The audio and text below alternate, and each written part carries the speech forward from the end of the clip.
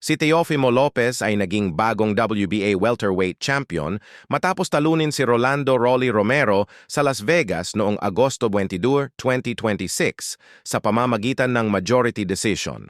Ang laban ay kontrobersyal dahil sa isang 114-114 scorecard, ngunit malinaw na si Lopez ang mas aktibong boksingero at siya na ngayon ay 3 division world champion.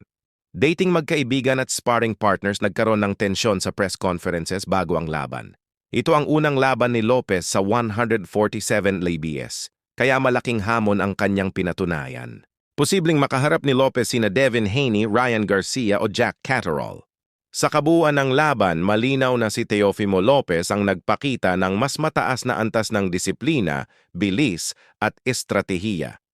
Bagamat nagkaroon ng malalakas na sandali si Rolly Romero, hindi niya napanatili ang momentum laban sa mas matalim na kombinasyon at kontrol ni Lopez.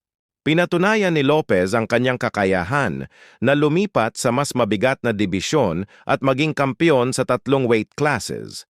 Nagpakita naman si Romero ng tapang at lakas, ngunit kinulang sa consistency at teknikal na depensa. Ang laban ay nagsilbing turning point sa karera ni Lopez, na ngayon ay isa sa mga pinakamatatag na pangalan sa welterweight division.